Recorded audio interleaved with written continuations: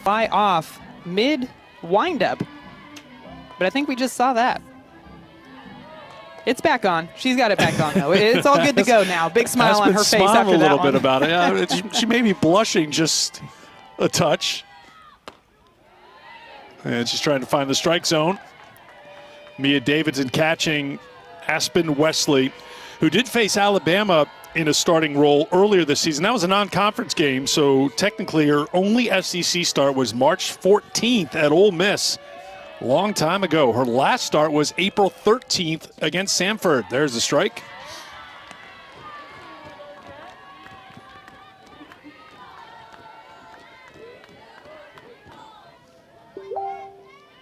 I'm sure Georgia has prepared for the entire Mississippi State staff with Annie Willis and Emily Williams and Alyssa Loza leading the way, but I think Wesley comes off as a little bit of a wild card. Sykes lifts a fly ball to left field, and it's off the glove of Spexhart.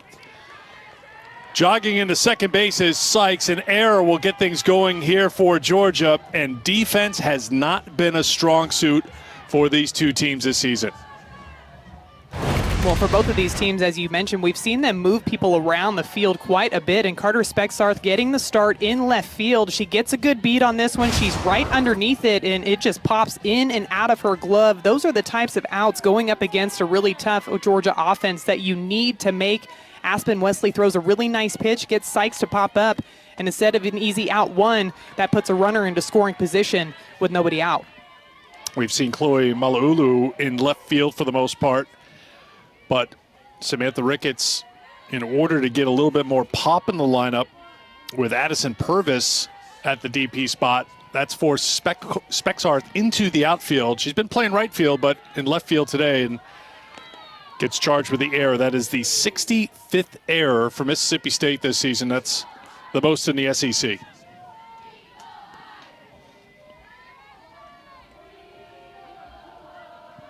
One on the count to the sophomore second baseman, Kuma. That's launched in foul ground and out of play.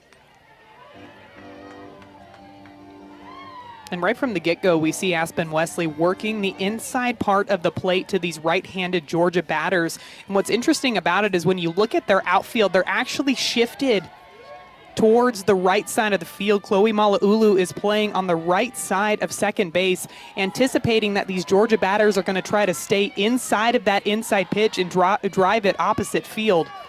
You'll notice that Carter Spexarth in left field is shifted more over into that left center gap, as well as we see Mala'ulu moving over towards the right side of center field, anticipating again that Georgia is going to hit the ball opposite field. Good changeup from Wesley, and just getting a piece is Kuma. Now, this is a matchup of two teams that really are dominated by right-handed hitters in the lineup. And which is something you really don't see too often nowadays. I feel like the lefties are starting to take over a lot of the offenses, and not just slapper lefties, but left-handed hitters as well. So something unique to this series is that they are both very righty dominant. This one is lifted to straightaway center field. Hit well. Going back is Mala'ulu, who has enough room to make the catch. Tagging and moving to third is Sykes, one away. Really solid quality at bat from Sydney Kuma. She fouled one off right off of her foot, and she was struggling with her timing earlier in that at bat. Gets a pitch up in the zone, drives it all the way out to the wall. Ultimately, you'd love to see that one go a couple more feet and get over the wall, but it was a productive out, and that moves Savannah Sykes over to third base with just one away. So several opportunities for Lacey Fincher here to drive in a run in the top of the first inning. There's strike one to Fincher at .343 on the season, 12 home runs, 30 runs batted in. This is a Georgia lineup that's got a lot of pop. 69 home runs on the season, tied for third in the SEC.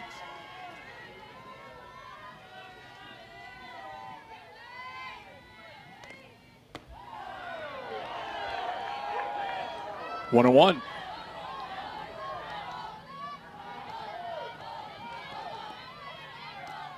Fincher may have been 0 for 5 in the Alabama series, but she did walk 4 times. Something that Tony Baldwin pointed out this week. We had a conversation with him just talking about her discipline and trying to be patient and waiting for her pitch and laying off the pitcher's pitch. That was a pretty good pitcher's pitch. It's 1-2. Well, and there's no doubt when you look at this offense that Lacey Fincher is somebody that has a lot of power. So as an opposing team, you don't want to get beat by the other team's best hitter. So she gets pitched around quite a bit, and it's really a transition in your mental approach to your at-bats to be able to handle that on a consistent basis. And a lot of times what you see out of hitters is they start swinging out of the zone, trying to force things to happen, trying to force getting a hit. And because of that, ultimately, they start to lose their consistency up at the plate. So Coach Tony Baldwin said that he really liked her at-bats against Alabama. And even going back against Tennessee, he said that she was trending in the right direction, just waiting for the pitchers to bring the ball into the strike zone. And if they weren't, she was going to take a walk.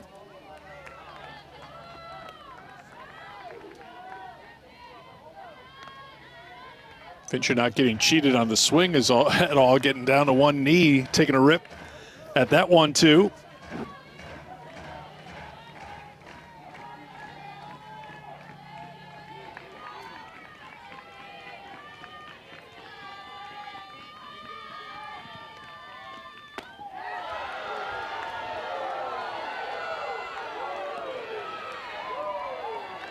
Almost looked like for a second Fincher might have thought that that one was going to come across for strike three. Aspen Wesley again working the inside part of the plate. This one low and inside, right at the knees. Fincher started to walk back to the dugout and then retreated back a couple of steps after that one was ultimately called a ball. That one misses, and the count is full, 3-2. Yeah, she also looked back at the plate umpire too, just to make sure that, okay, I'm still here, right? Just to double check.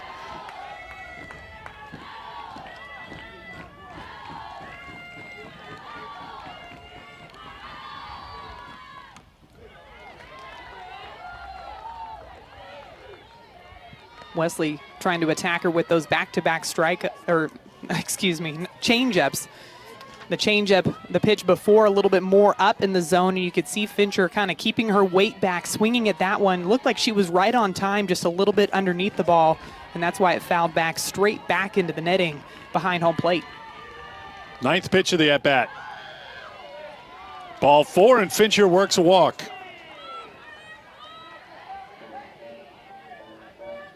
And after those back-to-back changeups, Wesley tried to go back to that low and inside pitch to Fincher, just letting that one slip out of her hands too far low and inside. And that allows a free pass for Georgia with runners on the corners. So after Mia Davidson had come out to talk to Aspen Wesley, Josh Johnson will come out and try to settle down the sophomore, making her 20th appearance of the season and her 8th start, 3-4 record. Her last appearance was Saturday at South Carolina, pitched 2 innings, gave up a couple hits and a run, making her first start since April the 13th against Samford. And I'd imagine a lot of the conversation here is making sure that she's not getting too nervous out there, that she's just doing what she's been doing in practices and bullpens, and also working to establish that strike zone from the home plate umpire, because that's something that both pitchers are going to have to work through, figure out what tendencies the umpire has to call back there. Early on, we're not seeing that changeup up in the zone called, and also it's pretty tight on the low and inside part of the plate, so these pitchers are going to have to adjust to that strike zone throughout this game.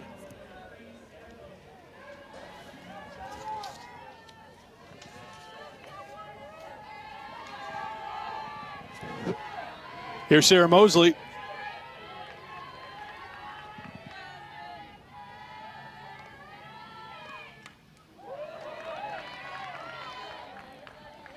Mosley at .250 on the season, 4 home runs, 21 runs batted in.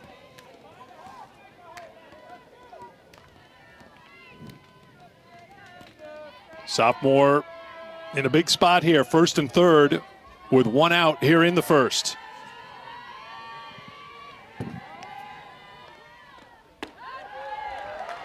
There's a strike. It's 0-2.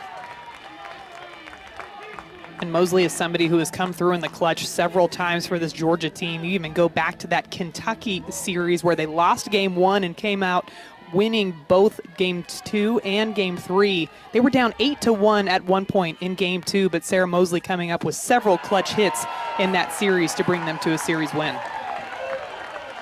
Well, Wesley comes back after walking Fincher on 9 pitches. It is a 3-pitch strikeout, 2 down.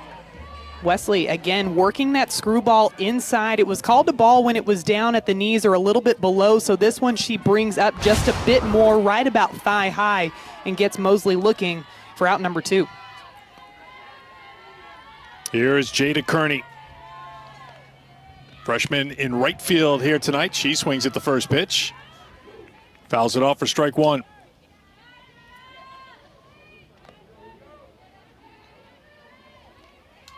This begins the stretch of 4 freshmen in a row in the lineup for Georgia. Kearney at .280 on the season. 2 of her last 3 hits, home runs. The 0-1. Oh, good changeup. 0-2. And I really like that location of the changeup a lot better than the ones that we saw earlier on in this inning. Early in this inning, they were starting about sternum high and then dropping into the zone. That one starting about belt high, and you can see the late break that it had on it, dropping down and away from the swing plane of Jaden Kearney.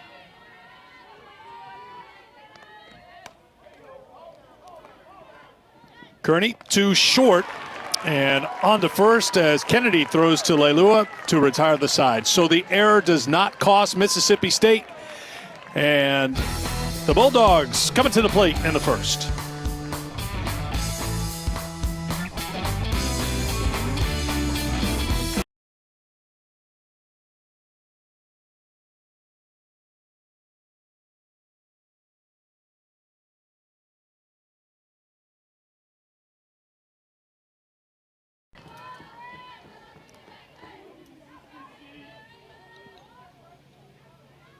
Looks like early here we're seeing Peyton maybe Bordeaux go out and have a conversation. Yep, you got to make sure when you do have those sign cards that are on the wristbands of all of these players that everybody has the same one, because if the pitcher has one and the catcher has a different one and it looked like that's exactly what just happened, then your catcher is going to get crossed up. But it looks like they have figured that one out early here in the bottom of the first inning. Everybody's got their right cards and Georgia's good to go.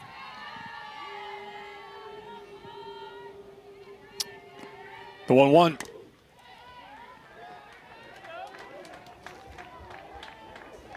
Madison talked about Rogers, how she's kind of emerged here over these last few weeks. She didn't make an appearance for 10 games until the second Oklahoma game. Remember, Georgia, if you needed reminding, and it was only one of the biggest wins of the year for any team in softball when Georgia knocked off Oklahoma to give the Sooners their only loss of the season. She came in game 2. Threw a couple good innings in that game. She's made a total of 5 appearances in the last 7 games, including that Oklahoma appearance, including a couple of starts now. So Rogers coming onto the scene, trying to take some of the pressure off of Mary Wilson-Avant, who has been the ace all season long and has chewed up a ton of innings for Georgia. But Bulldogs going to need that 1-2 punch starting as we get ready for tournament play.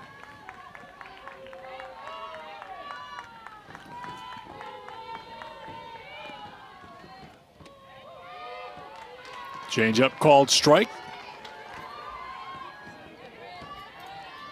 Well, and Eric, going back to your point about Britton Rogers, when we spoke to Coach Tony Baldwin, he said that she's been lights out in the bullpen all year long. So for her, it was just a matter of transitioning that same mindset that she has in the bullpen practices into the games.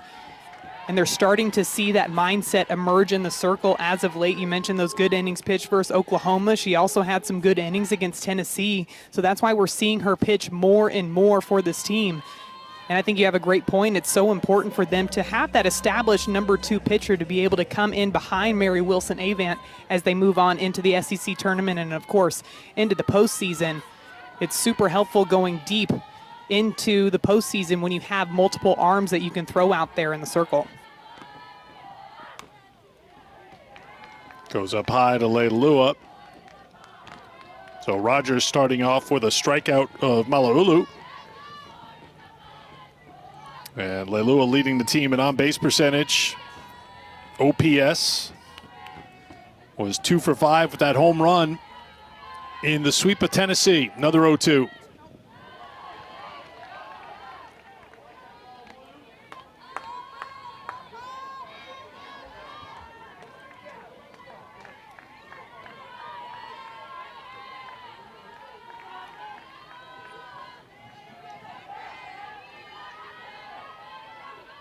One-two from Britton Rogers.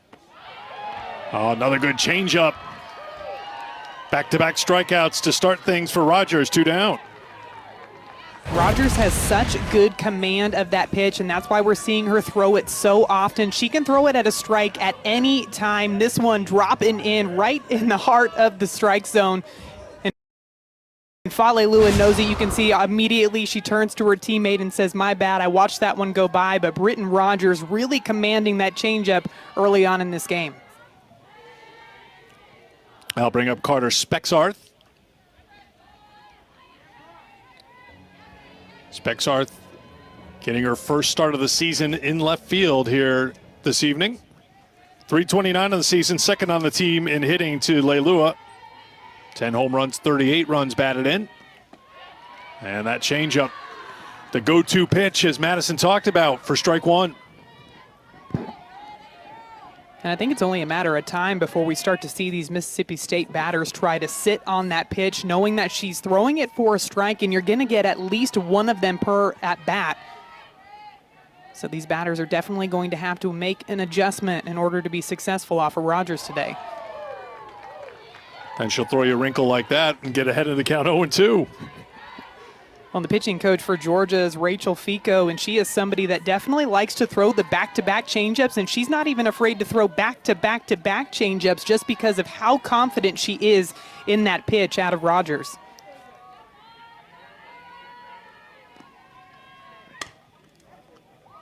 Spexarth grounds it foul. So there's been a lot of innings pitched by Britton Rogers. So as we know, there's a lot of tape on her recently, Madison. And if you know she's not afraid to throw back-to-back changeups or back-to-back-to-back, as you mentioned, that Rachel Fico could go to, why wouldn't you sit on it? That is the million-dollar question. As a batter, I loved hitting changeups, so any opportunity I had to go in there and hit changeups, I was taking advantage of it. But I had several teammates that did not like hitting changeups at all, so when they went up to their at-bats, they were looking to hunt any of the hard pitches that the pitchers would bring in there. But I think when you've got somebody like Britton Rogers that has such great command of that pitch and can throw it consistently for a strike, that's where your batters that are looking for that hard stuff are really going to struggle. So Mississippi State is going to have to make an adjustment, and they're going to have to hit that pitch at some point this game if they want to score some runs.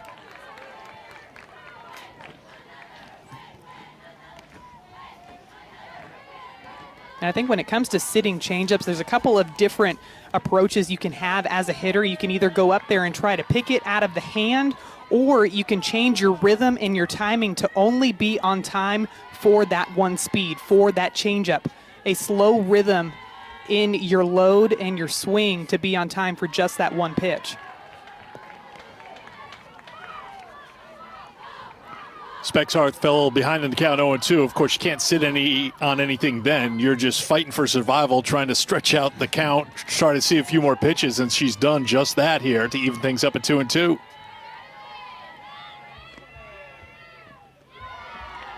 Good job laying off it, and she's worked the count full. You mentioned just a solid at-bat by Spexarth, letting those changeups down in the dirt go by, fouling off the hard stuff, and found herself right back in a good hitter's count here with a full count. We'll see if Rogers goes to that changeup here with the 3-2.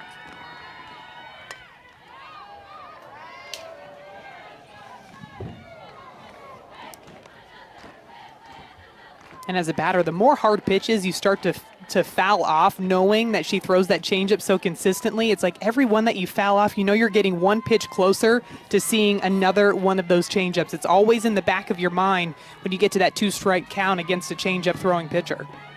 Ninth pitch of the at-bat.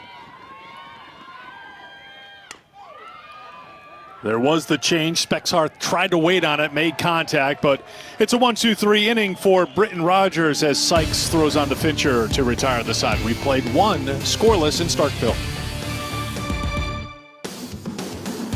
Between Georgia and Mississippi State, everyone will be wrapped up before Sunday is done, and that means we head into Champ Week and we take a look ahead to next Saturday, Championship Saturday. All games on ESPN2, starting with the ACC Championship, the American, the Big 12, and then closing things out on May 15th from the Rhodes House, the SEC Championship, 6 o'clock Eastern Time on ESPN2. It's taken a lot for everybody to get to this point, to the end of the regular season. So many COVID tests. Staying away from each other if you have to, trying to lead off with a bunt, and that's thrown away. It's going to be the second error of the game for Mississippi State. And Chamblee keeps going all the way to third base, and the throw bounces away. So good hustle for Georgia's leadoff hitter here in the second inning. Chamblee just trying to catch this defense sleeping, and she does exactly that. Lays down a really, really solid bunt off the end of the bat, takes off running, and Aspen Wesley gets a good beat on it and then just launches this one out into right field. But check out the wheels of Chamblee, not even hesitating, rounding second base, diving into third to put a runner at third base with nobody away. She got a good little chuckle after that dive into third base, but ultimately was able to make it safely. That's all that matters. Came up smiling. We had a good look on that replay from the high first look because she was so wide around first base, it was almost a straight line from midway between first and second base to get to third. So she said, why not? It's like just a sprint over there. And maybe that's what Lou Harris-Champer was chuckling about, the path she took. Shallow fly ball. Let's see if Chamblee tries to tag and come home. And she does, and she'll be out by a long, long way. Mala'ulu was deep, kept coming on, and she had that momentum, Madison, and she stepped right into that third, and an easy out at the plate, double play, 2 down. Well, and this one is a shallow fly ball into center field, so I'm honestly surprised that Chamblee took off from third base. And she was out by a mile on that throw by Chloe Mala'ulu. Coming up, and the key to those plays is to use your momentum as an outfielder and run through that fly ball so you can carry your legs into your throw to make a strong throw into the catcher, and she does exactly that. It looks like we're having a conversation between the home plate umpire and Coach Samantha Ricketts. And I'm wondering if maybe Georgia was trying to, that's what my guess is, or if they were trying to possibly argue for obstruction, but that's a perfectly played ball by Mia Davidson, no obstruction at all. A clear path to the base, but no slide by Chamblee, I would imagine, is where that conversation is coming from, but ultimately nobody is hurt. Mississippi State getting the out at the plate and no runs across for Georgia. I mean, no time for a slide. I mean, she was out by 10, 15 feet. Yeah, again, that's why I'm really surprised that she took off from third base, because that fly ball was so shallow. Well, because there's been 2 errors so far for Mississippi State, maybe the Georgia mindset is, when in doubt, go. Put pressure on them to make a play, and give Mississippi State credit. Mala'ulu made the play.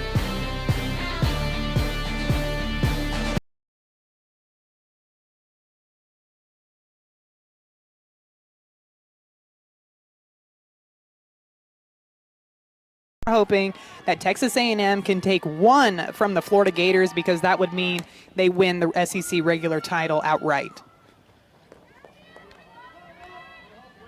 No matter what, they will be considered a regular season champion, but the look of soul and instead of co sometimes is good. And newsflash for Fayetteville, Texas A&M, like Fayetteville needs to know, they're tracking this pitch by pitch, I'm sure. A&M jumping out to a 1-0 lead over Florida as they play in the second inning.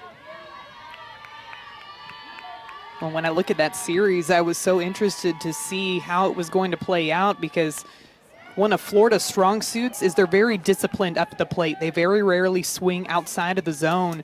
And where A&M has struggled this season is in the circle and the free passes that they have given up. Coming into this weekend, they have walked 155 batters and hit 41. So they're putting on almost 4 runners a game. So that's something that they're definitely going to have to limit to take a win from the Gators this weekend. Mackenzie Herzog getting the start for A&M. That one just misses. It's 2-2 to Davidson. Senior at .303 on the season, 15 home runs, 35 runs batted in. Other series this weekend, real intriguing series between Missouri and Tennessee. Mizzou looked like they were going to take 2 or 3 from Florida. Then Hannah Adams got in the last word, and Florida came up with a victory. That's fouled out of play. And it'll be interesting to see how Tennessee bounces back after going to Starkville and dropping both games of a doubleheader on Wednesday to the Bulldogs. Well, and Tennessee really seemed like they were trending in the right direction, but you're exactly right. Dropping both of those midweek games, Ashley Rogers really not looking like her sharpest self. Georgia scoring a lot of runs against Ashley Rogers in their weekend series. And Georgia was really able to capitalize on that curveball. So you've got to wonder, is Rogers starting to run out of gas here towards the end of the season? Changeup has popped up to second. Kuma puts it away for out number 1 of the second inning. So the positioning is what's at stake now, and the finish line is down the line. And when we've reached that finish line, here are the last 4 tournament champions. Of course, Florida back-to-back. Ole Miss, Auburn, and Georgia all winning SEC tournament championships. Georgia's victory coming in 2014. Other series this weekend, LSU ranked 13th after they lost to Arkansas, with the Razorbacks going to Baton Rouge and locking up a piece of the regular season title with that win on Monday. They start a series, and Kentucky is hosting South Carolina. Autumn Humes had quite the weekend against Texas A&M, went 3-0. Line drive to left off the bat of Purvis is put away by Chambly, 2 down. Well, and Autumn Humes not only went 3-0 in the circle, but also Just went great 5 for 10 on the weekend with a double, a triple, and a home run. So throughout the course of the weekend, she hit for the cycle, not just in one game, but she did it throughout the course of the weekend up at the plate. But of course, getting wins in all 3 games is quite the weekend for Autumn Humes in the circle and up at the plate. So we will keep an eye on those other series as we go along here tonight. And we'll be back with you 2 o'clock Eastern time tomorrow on the SEC Network for Game 2 of the series between Georgia and Mississippi State. Madison has all the tiebreakers memorized. Right There down to too what it many takes to to get to a memorize. coin flip. If we get to a coin flip, then we know we're in trouble. Could happen, though. It's pretty tight in a couple of spots. It's 1-1 now to Paige Cook. Cook at .260 on the season. 3 homers, 18 runs batted in. It seemed for the longest time that Mississippi State was just destined to play in that opening game of the tournament, Madison, on Tuesday in Tuscaloosa. But Mississippi State, if things go well here this weekend, they can play their way out of playing on day 1 and not have to play until Wednesday. That's what Coach Rick had said, that they are playing for that off day. That's what they were trying to accomplish coming into this weekend, is they want to get that bye on Tuesday and play on Wednesday. And as we've mentioned, they're a team that's really getting hot at the right time. Cook with a soft liner to left for the first hit of the game for the Bulldogs. Comes with 2 down in the second. Good at bat by Paige Cook. Gets a little bit out in front of this pitch, but she stays long with her swing path, and that allows her to drive that ball out into left field. You'll notice she hits it right off the end of the bat, just over the head of Ellie Armistead at shortstop. Now the Bulldogs have a runner on board with 2 away. So a 2-out single for the Georgia native. Here's Madison Kennedy. Kennedy lifts a fly ball, hit to deep left field, and drifting back to the track. And grabbing it is Chamblee to retire the side. That will do it for Mississippi State. 2 innings down in Starkville, scoreless.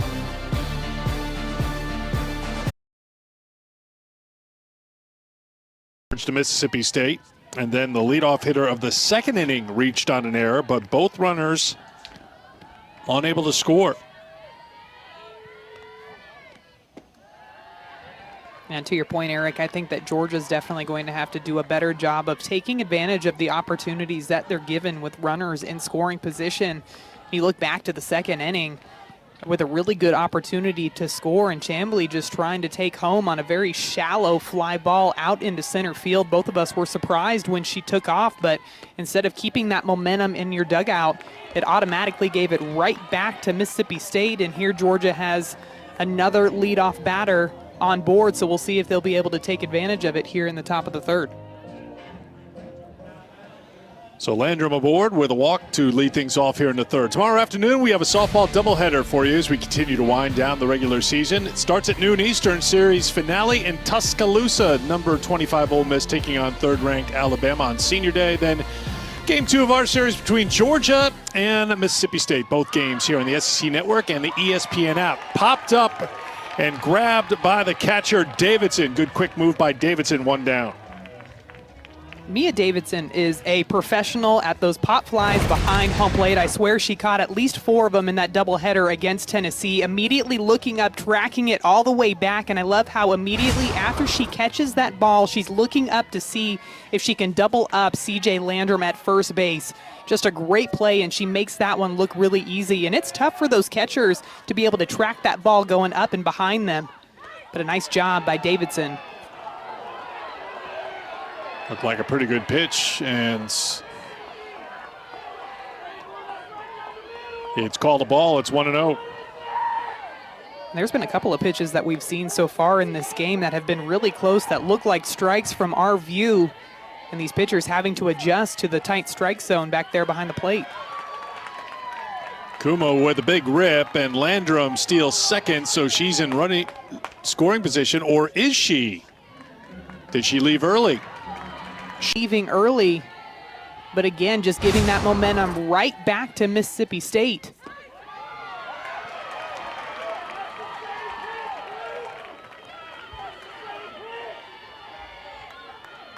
Kuma.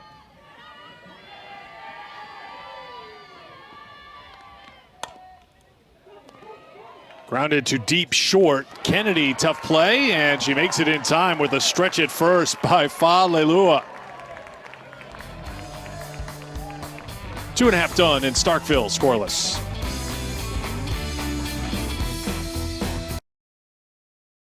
Will help them with a couple of ranked wins, but really the last 10 games coming into this series is what Samantha Ricketts is pointing to. They've won 7 of their last 10, and that's one of the criteria for the selection committee. How have you played late in the season? And she's really banking on that being a key part of the conversation for Mississippi State trying to get in, Maddie.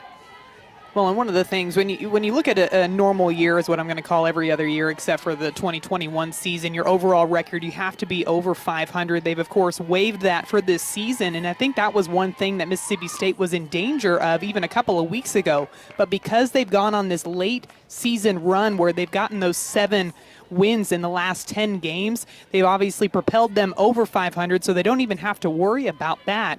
But like you mentioned, that's something that the committee is going to look at. How are you playing in your last 10 games? And they are definitely playing their best ball of the year here at the end of the season. And they've had a lot of close games, especially when you look at their conference games. Even talking to Coach Tim Walton earlier this year, he said, hey, one of the toughest series that we've played all year was against Mississippi State. And for them, it was just a matter of coming down with that timely hit to get those wins.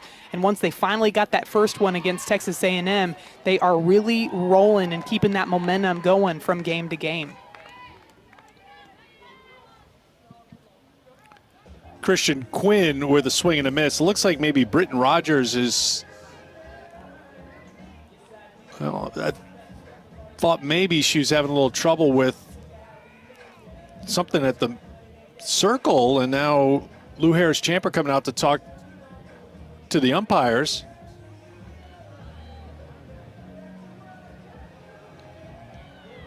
Again, my considerable lip reading skills are hampered during the.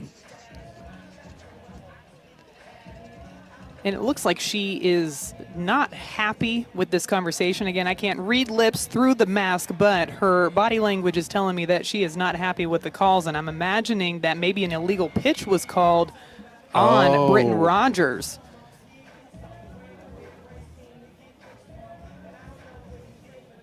So there was a swing and a miss by Quinn. We're showing the count as 1-1, but is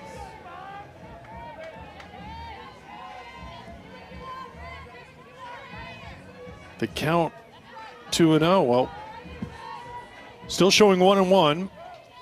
Well, and the umpire just put up the count as 2-0, so I'm assuming that is what was called was an illegal pitch, and that's why it's 2-0 instead of 1-1. Okay, so 2-0 pitch fouled off by Quinn. Should be now 2-1 as we get it squared away on our end. Good job by our crew, as we're all thankfully Madison Shipman's right on top of it. So, well, I wasn't. Got to use context clues, right? Because Coach Champer came out and immediately talked to the first base umpire, and when the first base umpire is the one that's calling the illegal pitches, that clues you in that it's something with the feet. Quinn with a little bloop to left field, leadoff single, second hit of the game for Mississippi State. And a nice job by Christian Quinn taking advantage of a good hitter's count, slapping this ball right over the head of Ellie Armistead, who's playing well in front of that base pass, knowing that Quinn has a lot of speed up at the plate, and she's able to bloop that one right into left field to get a leadoff runner on board. But going back to my context clues point, when either the first or the third base umpire are the ones that are calling that illegal pitch, what they are looking for is specifically the feet of the pitcher to make sure that especially that right foot for Britton Rogers is staying in contact with the ground at all times throughout her motion. Davidson offered for strike one. Number 9 hitter at .248 on the season, 3 home runs, 18 runs batted in. Quinn is 5 for 5 on stolen base attempts this season. As a team, Mississippi State with 33 stolen bases, looking to go to sacrifice route right now with Davidson, the number 9 hitter, at the plate.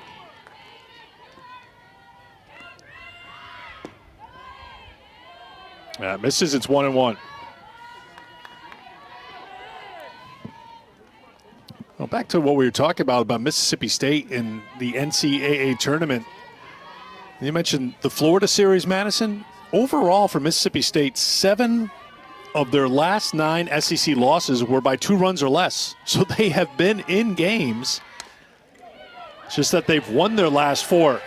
Good bunt here, and it may be enough to have everybody safe. Throw to third, not in time. First and third, nobody out for Mississippi State. Montana Davidson was not content sacrificing herself. Running hard, diving into first.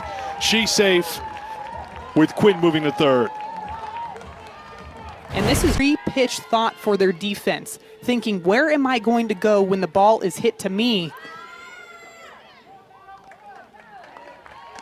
As they move another runner into scoring position, Montana Davidson taking second base with Chloe Mala'ulu squaring to show the bunt on that one. But again, it's that the pre-pitch thought. You got to think, where am I going to go when she lays down that bunt? And Mississippi State able to take advantage of that miscue. Second and third, nobody out for the leadoff hitter, Mala'ulu. She lifts a fly ball to right field. Here is Kearney throwing home. It's cut off, and Mississippi State is on top 1-0. Sacrifice fly for Mala'ulu, her 16th run batted in. Davidson heads over to third. Really nice job by Mala'ulu, just doing whatever she can to score this run, hitting this fly ball just deep enough to allow the speedy Christian Quinn to score from third base. And here we see Mississippi State taking advantage of some of the mistakes that Georgia has made, and that's something that Georgia has not done in their at-bats so far this game, is taking advantage of the Mississippi State mistakes. So again, the Bulldogs just taking advantage of what they're given and scoring the first run of this game. Well, to your point, not all errors show up in the score sheet, and Georgia has struggled defensively, last in the SEC in fielding percentage.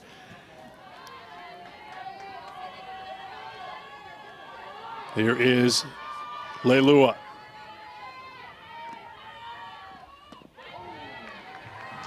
Change up in there, strike one, it's 1-1.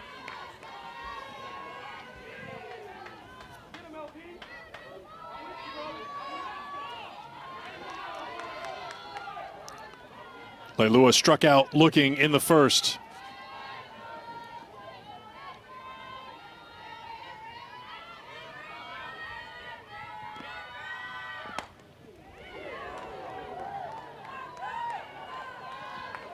One and two. And I'll be curious to see if Leilua is able to make an adjustment on that changeup in this at-bat. You mentioned her strikeout looking back in the first inning. That was on a changeup right over the heart of the plate, and she immediately turned to her teammate on deck, Carter Spexarth, put her hands on her chest and said, "That was my bad. I let that pitch go."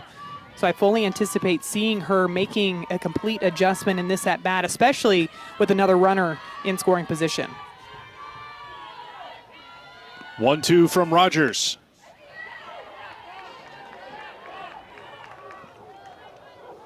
And one thing I've also got to mention, that it doesn't go down in a stat book. There's no stat for this.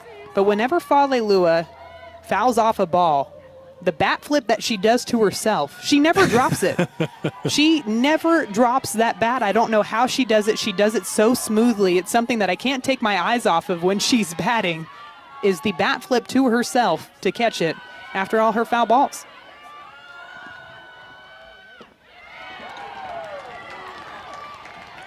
I mean, she would have a second calling as like a drum major, like leading.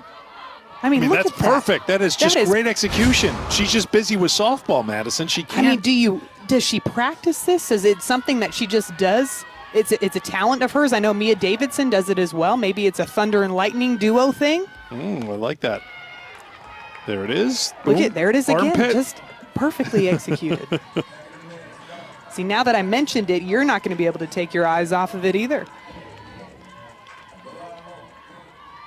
I think her home run bat flips usually get a little bit more notice than her foul ball bat flips, but you're a detail person. I like that. Another 2-2. This one's lifted to left field. Is it deep enough to score Davidson? She is tagging. Here comes the throw, and it's 2-0 Mississippi State. Montana Davidson scores on the sac fly by Leilua. 45th run batted in this season. A really solid at-bat by Fa. We mentioned, was she going to be able to make an adjustment on the changeup, and she does exactly that. It wasn't a home run over the wall, but she hits it deep enough to allow Montana Davidson to score easily from third base, keeping her weight back long enough to just lift it out into left field and extend the lead for her Bulldogs. And Madison, another thing that maybe is, again, one of those between the line things in the scorecard, but you got to give a lot of credit to Montana Davidson as Spexarth steps in and swinging a miss for strike one. Davidson laid down a good bunt. It was going to be good enough for a sacrifice, but running hard out of the box, the dive in the first base because she was safe. Eventually, she comes around to score the second run for Mississippi State. So Absolutely. Good hustle play resulting in a run. 100%, and that's the fight that we even talked to Coach Ricketts about. And she said that's something that her team has done well all season long. We mentioned how they weren't getting the results earlier on in the season. And she said it would have been easy for the team to just pack it up and say, hey, you know what, we've always got next year. But she said this team has never given up. They've always seen how good they could be. And that dive into first base, that extra effort, is just another example of them playing some of their best ball here. Grounded to third. Sykes on to first.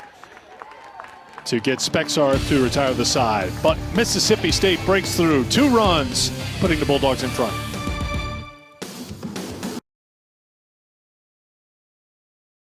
Definitely think that Coach Deifel is a strong contender for not just SEC Coach of the Year, but National Coach of the Year as well, just because of the way that she's been able to turn around that program.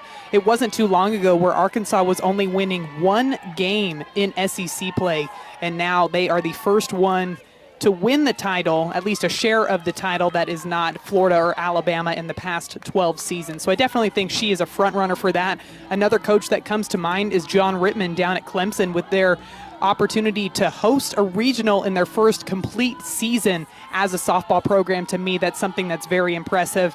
Of course, a team that's led by two-way player Valerie Cagle, but when I look at Arkansas and their ability to make a run into the postseason, one thing that I do like is their pitching staff in the circle. Of course, Mary Half has had another incredible season, but I think that they have been smart in not overthrowing Autumn Storms in the circle. She's somebody who has been dealing with some injuries, and I think that Coach Deifel has been really strategic in the places that they've used her to save her for that postseason, because they know they're going to need her in order to make a deep run and ultimately try to make it to the World Series. As far as SEC Coach of the Year, Jamie Traxel should get some pretty strong consideration too for the job she's done at Ole Miss.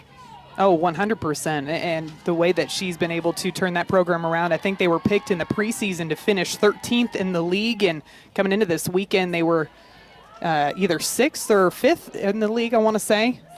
Right around the middle of the pack. But the job that she has done there, and also you can't forget about Missouri and Larissa Anderson and what she's done with that program. Of course, the challenges that she's had to face with the postseason ban last season, and continuing to motivate her players to play well, even knowing that they wouldn't have an opportunity to make it to the postseason last year, and carrying that same momentum into this season.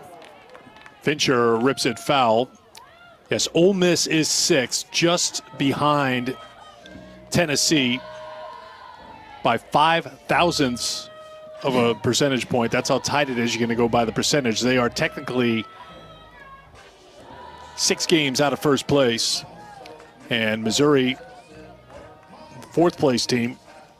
Well, and Ole Miss is coming off a sweep of UCF, and Central Florida is a team that's not only beat Florida twice this year, but they've also beaten Arizona. So a very good squad, and Ole Miss was able to sweep them in a 3-game series.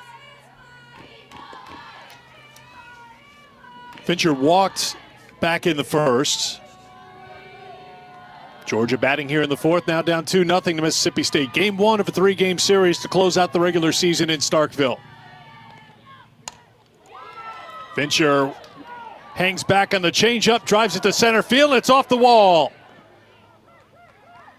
A leadoff double for Lacey Fincher to get Georgia going here in the 4th. A really nice swing adjustment by Lacey Fincher, sitting back and waiting on this changeup. You know, she keeps her hands high. That's what allows her to hit this ball all the way out to the center field wall over the head of Briley St. Clair, who has been put into center field as a defensive specialist. But she's got something going here with the leadoff double for the Georgia Bulldogs here in the top of the 4th inning. St. Clair has done a very good job defensively. She comes in here in the 4th with a 2-0 lead to play center field. Couldn't get that one, so Fincher with the double. And here is Sarah Mosley.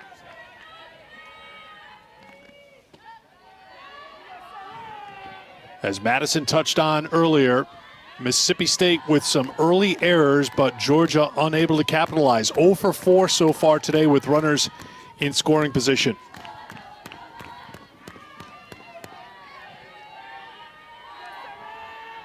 Mosley struck out in the first. Can't get it. It's 1-1.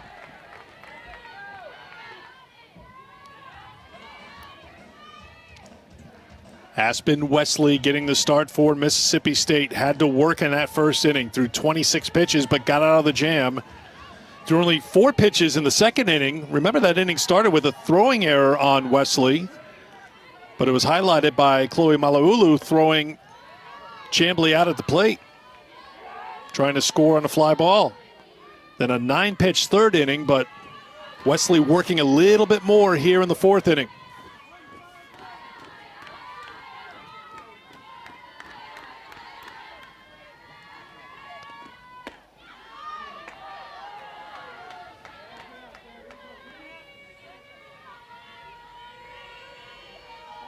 And I keep seeing Sarah Mosley looking down to that wristband and the signs, and you got to wonder, with a leadoff runner on second base, and you know your team has struggled to bring people in this game, my instinct is maybe want to lay down a bunt and move that runner over to third.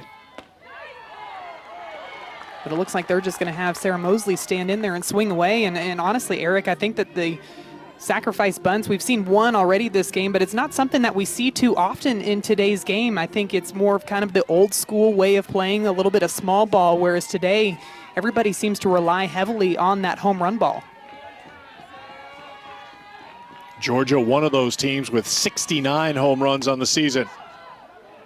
This one is lifted into foul ground, and reaching back is the shortstop, Kennedy, to put it away for out number one. I think it's situations like these where that sacrifice bunt really comes into play. And instead of being able to move that runner over to third base, it's an unproductive out in foul territory that keeps the runner at second base, and you don't move her up 60 feet.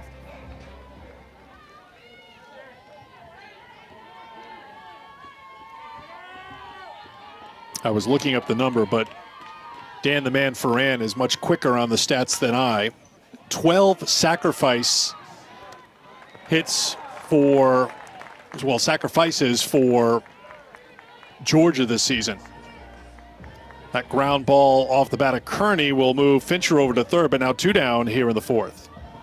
See, and I always go back, if Mosley were to lay down a sacrifice bunt and move Fincher over to third base, maybe the infield is pulled in for Mississippi State, so that ball that Kearney just hit might sneak through that 5-6 hole and you might score a run. And you even look at Mississippi State, able to score both of their runs on sacrifice flies. And the only way to do that is to move runners over to third base to give your team an opportunity to score those runs.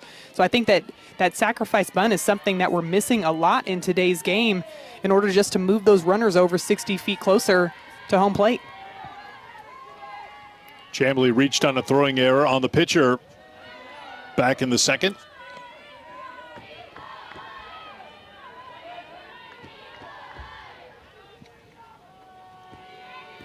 Well, the most anxious moment, it would seem, was in the first inning for Aspen Wesley. An error on Mississippi State got Sykes aboard. She would eventually get to third base.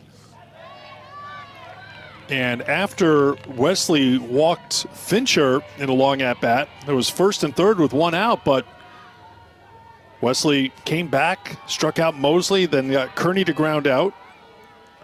Defense helped her out in the second after her own throwing error. She got picked up by Mala'ulu's throw in assistant center field. And swinging at the 3-0 is Chamblee, so a little impatient at the plate here for Georgia with a runner on third and two down. I think we've seen a couple of these Georgia batters swinging out of the zone at that rise ball right about at shoulder level. That's even something that we talked to Coach Baldwin about. He said, when I'm throwing them BP, they never swing at pitches that are sternum and above, but all of a sudden they get into the game and they start to press just a little bit, and that's why they end up swinging out of the zone, because they're trying too hard to get the job done.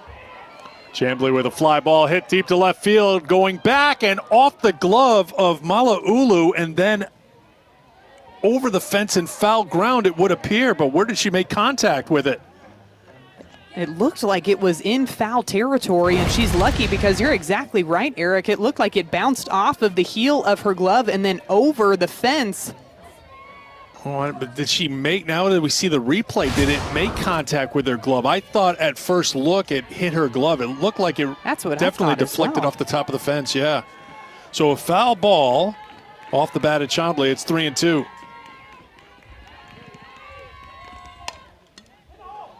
Solid hit and through the right side for a base hit, and Georgia's on the board.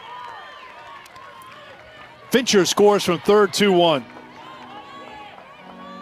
Well, and Sydney Chamblee says, you know what? We don't need that sacrifice bunt. I can score the run with 2 outs. We saw that opposite field power on that foul ball, and this one she just turns on and drives it straight through the 3-4 hole past the diving glove of Paige Cook at second base to score Fincher easily from third and to cut Mississippi State's lead in half.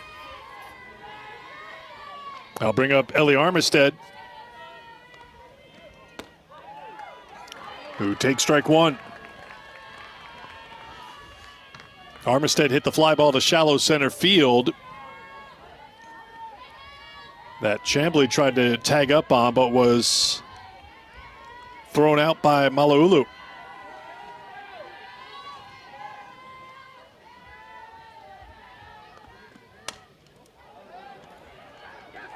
Soft liner to left and 2 on with 2 down for Georgia. Armistead being aggressive in this at-bat, getting a pitch up in the zone, something that we've seen Georgia swing at throughout today's game. Swinging and missing at that rise ball too high, but this one just a little bit lower in the zone, something she could handle, and pokes it out into left field to continue this 2-out rally for Georgia.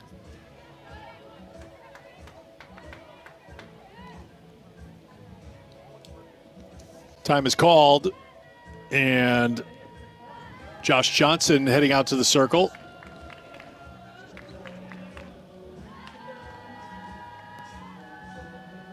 So as they talk, I'll remind you that we'll be with you again tomorrow for Game 2 of this series between Mississippi State and Georgia. That'll come your way at 2 Eastern time. But we also have baseball coming up on the SEC Network. Sunday afternoon at 2 Eastern, 1 Central. 4th-ranked Mississippi State, South Carolina meeting in Columbia. SEC baseball is also available on the ESPN app, so you can watch anywhere. On this SEC baseball series, I'm gonna term this one the Battle of the Allens. And no, they are not related, but for Mississippi State, Tanner Allen, their best hitter, batting .360, 7 home runs. And for South Carolina, Brady Allen, their best hitter with 11 home runs and 30 RBI on the season. So I have dubbed that series the Battle of the Allens. Or it's all about the Allens. All about the Allens may just roll off the tongue a little bit better, but... See, that's what I have you here for, right? To help me out. I'm there for the assist. Here's Peyton Bordeaux, freshman catcher, who popped out the third her first time. 1-1.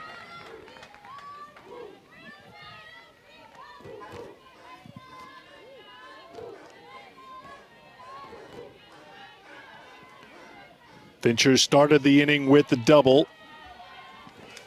Would score on the 2-out single by Chambly. Armistead keeping the inning going, so first and second with 2 down.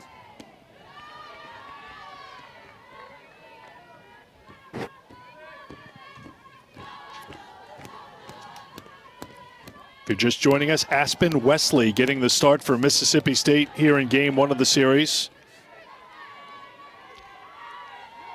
Her only other start in conference play came on March 14th at Ole Miss. Her last start was April 13th against Samford. That misses up high, and it's 3-1. And you got to wonder if Wesley is starting to press just a little bit on those last couple of pitches. You can see Mia Davidson walking out a couple of feet in front of home plate, just trying to calm Aspen Wesley down. That changeup missing up in the zone, and before that, her fastball is missing too low. Just really struggling to find the strike zone here in the top of the 4th. Gets an assist from Bordeaux, who swings at ball 4. It's 3-2. I was just going to say, hey, you don't need to find the strike zone if Georgia's going to swing at that rise ball right about shoulder high.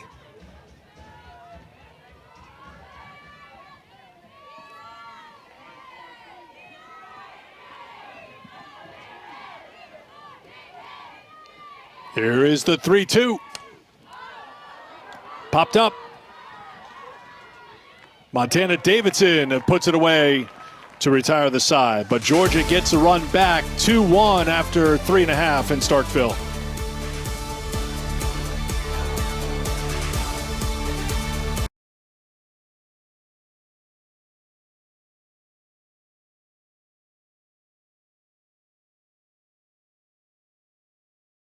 Over Florida as they play in the bottom half of the 4th inning. A&M jumped out to a 3-0 lead. Bree Warren, who I think is a tremendous player already and is going to keep getting better and better. She's got a couple of RBIs. Florida with a couple of runs in the third to make it a 3-2 game. Auburn and LSU even at 1 in the third. Kentucky off to a good start against South Carolina. That's now on to the 5th inning, 4-0 Wildcats. Alabama took game 1 on Thursday over Ole Miss. They're up 2-0 in game 2. And Tennessee trying to bounce back after dropping 2-game Wednesday to Mississippi State. On top of Mizzou, 4-0 in the 5th. That would be a huge win for Tennessee, like you mentioned, if they were be able to bounce back after dropping 2 in the midweek this week. And they've gotten a lot of support from their bats so far. And how about that Texas A&M Florida score, 3-2? A&M getting out to the early lead, but you can never count Florida out. They are a team that will keep on fighting till the very end, and you even look at their series last weekend against Missouri. Both of their wins were late inning rallies. They scored 5 runs in the 5th inning in game 1, and of course that Hannah Adams 3-run home run in game 3 was in the top of the 7th inning to secure the series win over Missouri last weekend. Jamie Hoover had the big hit last Friday night, 3-run home run in that 5-run 6th inning. Mizzou run-ruled Florida in game 2 before Hannah Adams came back with a big home run. 3-0 the count to Mia Davidson leading off here in the 4th inning for Mississippi State. MSU on top 2-1. Hannah Adams in the middle of things, of course, for Florida. Again, today she had a double that brought in a run. Kendall Lindemann also with an RBI to account for Florida's 2 runs. Again, if Florida is able to sweep that series from Texas A&M, they will earn a share of the SEC championship. 1 A&M win, and Arkansas will be all alone and the number 1 seed in the SEC tournament. The way the tiebreaker works, too, if Florida is able to sweep A&M, Florida would be the number 1 seed in the SEC tournament, and Arkansas, the co-champs, would be the number 2 seed. Well, that's because Florida and Arkansas did not match up during the season. So the way the tiebreaker works is they go to your next strongest opponent and how you did against them in the weekend series. And that, of course, would be Alabama. Florida was able to take 2 out of 3 against Alabama, and Arkansas ended up losing 2 out of 3 to Alabama. So that is why Florida would ultimately get the number 1 seed if they were to sweep Texas A&M this weekend. Here's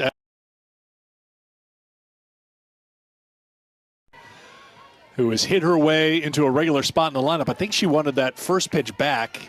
She's been talking to herself a little bit, talking to the bench maybe a little. Here's the 0-1. 1-1. Mississippi State had a midweek series against Southern Mississippi a few weeks back, and we asked Samantha Ricketts, Addison Purvis was not on our radar in that series, and she really wasn't on Mississippi State's radar too much. She came in as a pinch hitter in the Mizzou series, came up with a big double. That's down low, it's 2-1.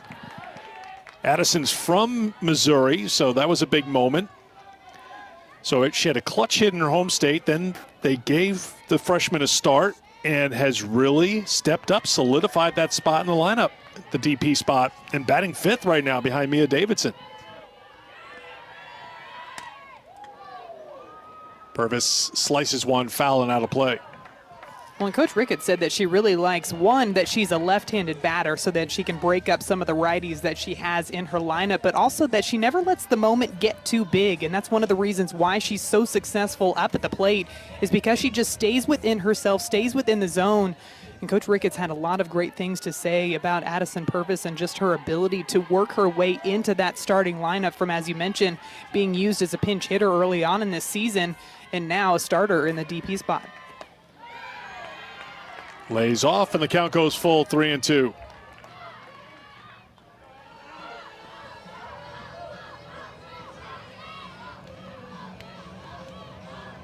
Purvis flied out to left in the second. Mississippi State scoring 2 runs in the third on a couple of sacrifice flies. On top 2-1 here in the 4th. Purvis waits on it, drives it to the left fielder, Chamblee. 1 away. Purvis getting a good swing on that one, but just a tad bit out in front of it. That's why she wasn't able to square it up completely. A nice pitch again out of the hands of Britton Rogers, continuing to utilize that changeup because Mississippi State just has not been able to square up balls consistently in their at-bats.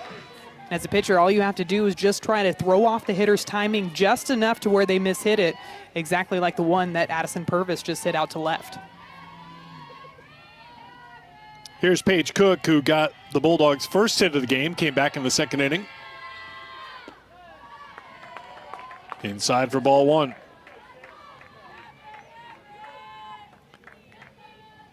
Rogers retired the side in order in the first, gave up the single in the second to Cook. And then back-to-back hits started things for Mississippi State in the third inning. Quinn with a single, Montana Davidson with a bunt single. And the sacrifice flies from Mala'ulu and Leilua, bringing in the runs.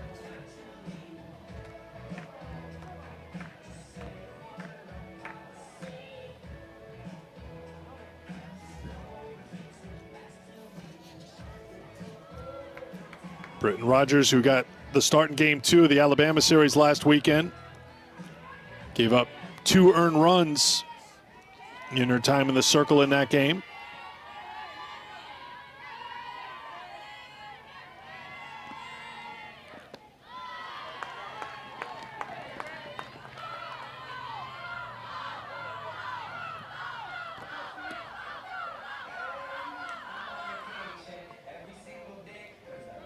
Davidson at first with a leadoff walk. And now another conversation in the circle. This time it'll be Rachel Fico out there. So that gives me a moment to inform you of a very, very important edition of Rally Cap coming up on Sunday. Madison, David, Dari, a review of the weekend in baseball and softball, and most importantly, a look ahead to the SEC softball tournament in Tuscaloosa. It's this week at 5 Eastern, 4 Central here on the SEC Network and the ESPN app. So you will host Rally Cap, and then you will head on down to Tuscaloosa to be in person for studio analyst work for the SEC tournament. Yes, so excited so Rally just Cap to be will in start person. off tournament week for you, yes. Yes, so excited. Last week we had Alyssa Lang as our host of Rally Cap. She did a great job as the relief pitcher. Dari Noka coming back in to host it this weekend. And yeah, as you mentioned, we will definitely be doing a deep dive into the SEC tournament, looking ahead and on into the postseason. It'll be a great show to catch up on this Sunday. So that's a great way to kick off tournament week with Rally Cap on Sunday. 2 on, 1 out for Madison Kennedy. And Britton Rogers struggling to find the strike zone right now for Georgia. Well, 12 of her last 15 pitches were balls, and I think what's been able to set up that changeup for where it's been most effective in this game is her ability to get ahead of these batters, and because she continues to fall behind, Mississippi State is just not chasing at those changeups low and out of the zone. Right there, we're seeing 2 of them right in a row, back-to-back. Good spots for changeups if you're ahead in the count 0-1 or 0-2. But because she's falling behind, Mississippi State's just not chasing after that pitch that's starting about knee-high.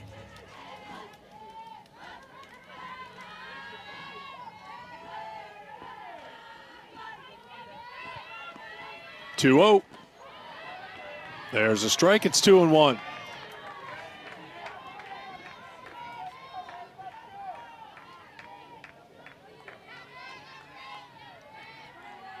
Kennedy flied out to left in the second.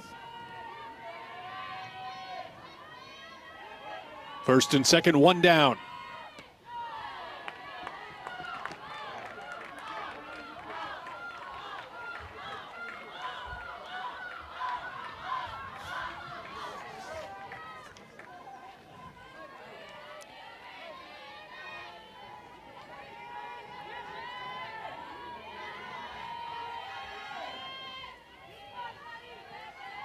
Three-one to Kennedy.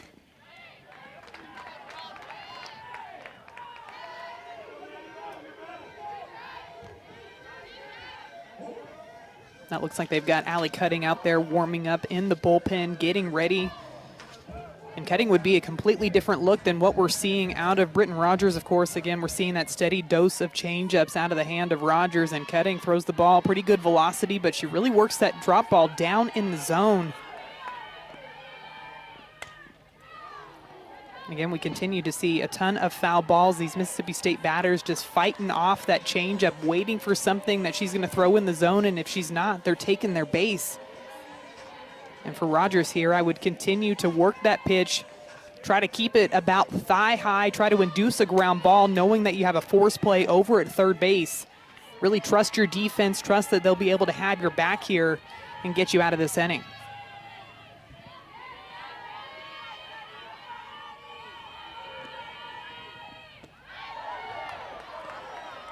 Inside for ball 4, and the bases are loaded with 1 out here for the Bulldogs in the 4th. Rogers has walked them loaded. And that pitch isn't missing by much on the inside part of the plate, but it's just not a pitch that we've seen called all game long. So these pitchers having to make an adjustment to this strike or tight strike zone back there behind the plate. And it seemed like Rogers was really in the groove early on in this game, and this inning just hasn't been able to pinpoint that strike zone consistently. And because of that, Mississippi State just has not been swinging out of the zone, and they're just taking their walks. Well, Tony Baldwin talking with the plate umpire to let her know there's a pitching change. And as Madison mentioned, Allie Cutting will come on to pitch for Georgia. We'll tell you about the new Georgia pitcher when we come back.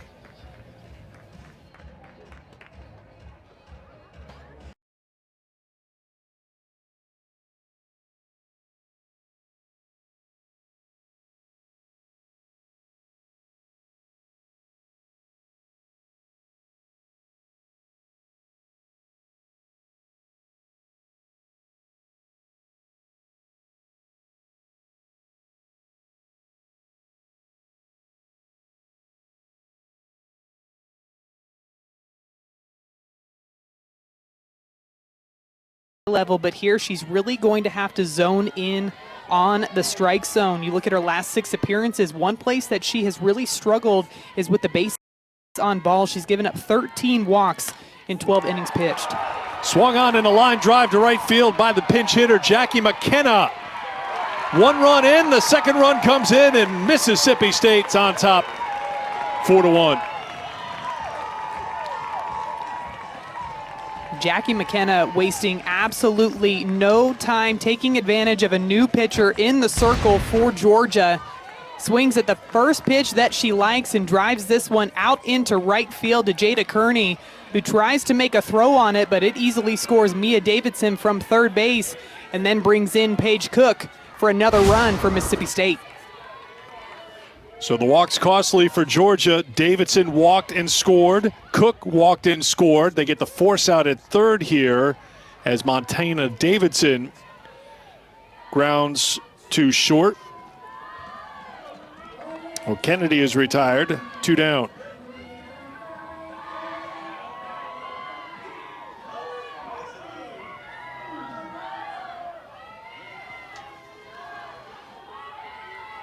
Back to the top of the order for Malauulu. Ball 1. One thing that we've seen Mississippi State make quick adjustments to already is the change in speed. Britton Rogers doesn't throw with a ton of velocity. She brings the ball in the low 60s. Allie Cutting throwing much harder. But Mississippi State doing a nice job of adjusting their swings to be on time for these pitches.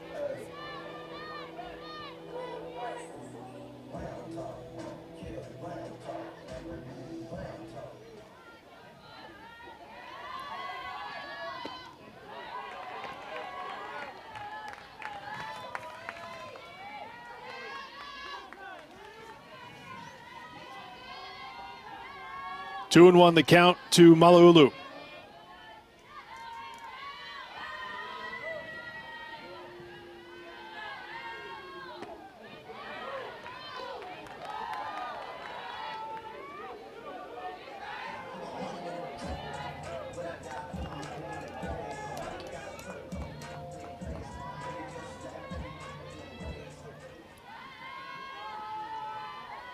2-2.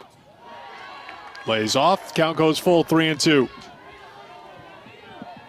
When talking to Coach Ricketts about something that she really likes about Mala'ulu in that leadoff position, she says she's a batter that gets better as the game goes on, and we've already seen that out of her. Struck out looking her first at bat, got a sacrifice fly in her second at bat. Lifts a fly ball to right center field, and drifting all the way over is Landrum to get it to retire the side. But 2 more runs score for Mississippi State. Bulldogs on top 4-1 after 4.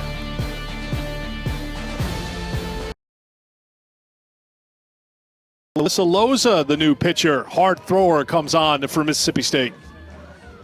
Coach Samantha Ricketts wanting to bring in the heat, and that's exactly what Alyssa Loza is going to bring to the table. She throws hard. She brings the ball in the high 60s, and Coach Ricketts even said that she has been touching 70 consistently in her last couple of outings. When she's working her best, she's working the ball down in the zone, right about knee-high, keeping it on both corners of the plate. She's got a curveball, a screwball, and a drop ball that she's going to throw in there, but she is most effective when she's keeping that ball low in the zone consistently. 9-1-2 for Georgia as Landrum fouls it off of Mia Davidson for strike 1. Davidson's got a big smile on her face after that one, but it looks like a home plate umpire is going to give herself a second to gather after that foul tip. I think hit her right on the inside of the thigh.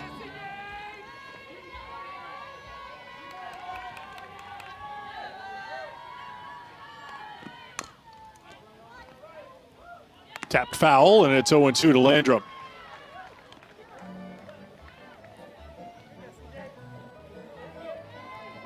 Well, the leadoff batter has been aboard in each of the first 4 innings for Georgia. Sykes led off the game, reaching out an error. Chambly led off the second, reaching out an error. Landrum led off the third with a walk. Fincher led off the 4th inning with a double, and she'd score the Georgia run.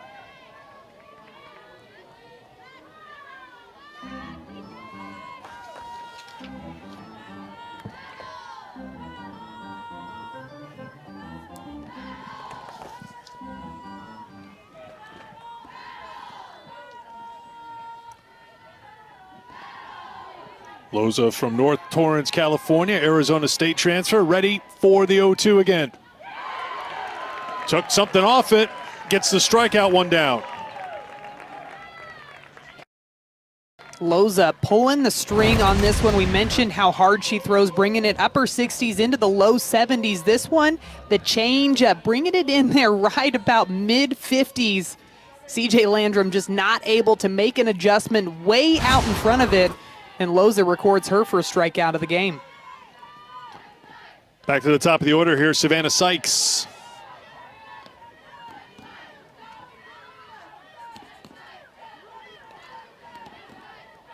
As I mentioned, Sykes reached on an error in the first and then popped out into foul ground on a bunt attempt to the catcher Davidson in the third.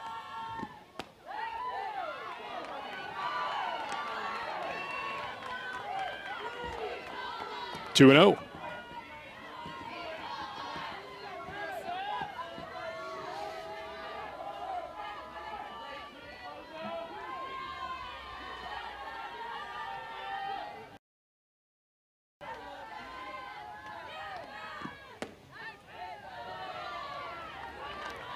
Three and 0. Looks like Davidson's going to come out to have a conversation with Loza. So something that Aspen Wesley had to do in her appearances earlier in this game was adjust to that tight strike zone back there behind the plate, and already we're seeing Alyssa Loza have to adjust to that as well. These pitches not missing by much, but that's one of the jobs as a pitcher, is you really got to get a feel for that zone of the home plate umpire back there and what pitches they like to call, what pitches they don't. And that's something that you need to have constant communication between your pitching staff as well throughout the game, so that the new pitchers coming in relief aren't surprised by that tight zone that they see.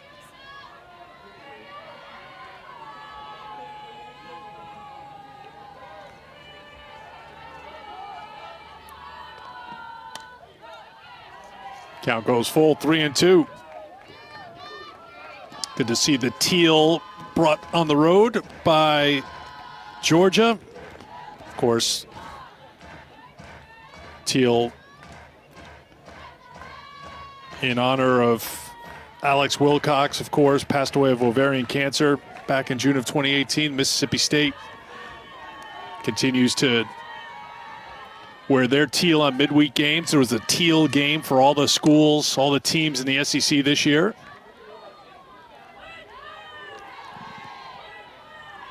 It's just incredible to see the long-lasting legacy that Alex Wilcox has on not just the Mississippi State program, but really the entire SEC and the whole softball community. There was that one Saturday where all the teams were wearing those teal jerseys in support of raising awareness for ovarian cancer. And not just the teams in the SEC wore teal, but even Florida State down there in the ACC showed their support by wearing teal as well. Chopped foul, and we'll do it again.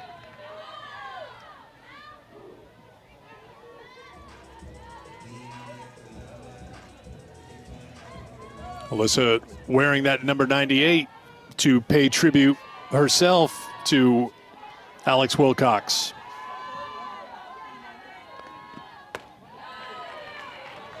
That's up high, and it's a walk issue to Sykes with one down here in the fifth. Just a solid at-bat by Savannah Sykes, and that's something that Coach Tony Baldwin says that he really likes out of her in that leadoff position is just her competitiveness, and he says that she's really a spark plug for the rest of the offense. She's somebody who batted lower in the lineup in previous years, right around 8 or the 7 spot, but has been put into that leadoff role this year specifically for her toughness in her at-bats. Kuma fouls it off for strike one. Kuma's very dangerous. She came in on a run last 10 games before this game, 10 of 32 at the plate with 4 homers, 0 for 2 so far tonight.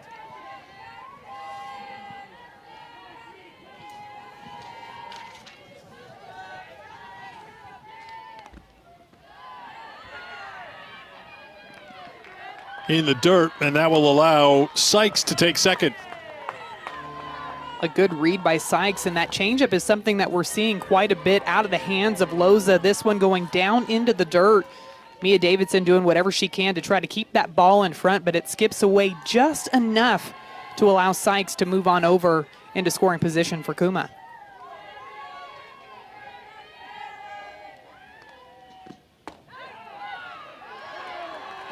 Called strike, it's 1-2.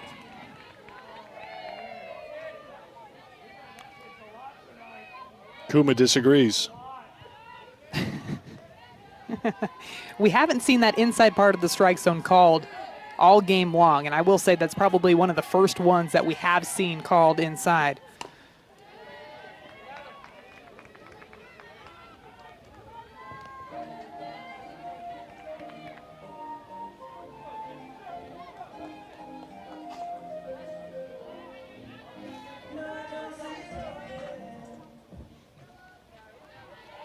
Kuma, one of her season highlights, home run against Oklahoma in that upset win. Trying to lead Georgia back here in the final series of the regular season. On here, if you're Georgia, you're down by 3 runs. I think the key is to just get people on base. And Coach Baldwin calls Sydney Kuma the on-base machine because she is so consistent day in and day out. And one of the reasons for that is he says that she just has a really good read of the pitches because she was a pitcher herself growing up. Plays off, it's 2-2. I think having that perspective as a pitcher gives you an advantage just knowing what types of pitches pitchers like to throw in certain situations, especially with runners in scoring position. And that's something that Georgia is looking to do a better job of here in the top of the 5th. Kuma launches one foul.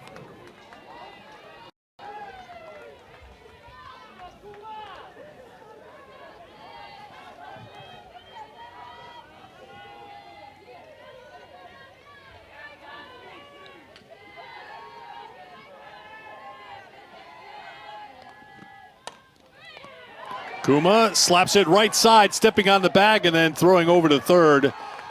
Unable to get Sykes was Leilua, 2 down.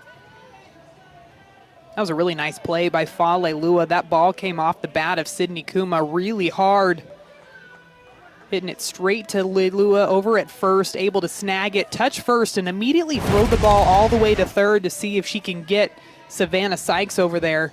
Had to reach to her left just a little bit, but there's that pre-pitch thought, knowing where you're going to go with the ball if it gets hit to you, because she did not hesitate at all. As soon as she hit first base, immediately turned and fired over to third.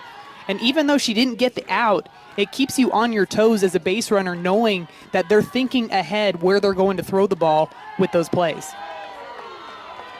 Ball 1 to Lacey Fincher. Fincher walked in the first, doubled and scored in the fourth.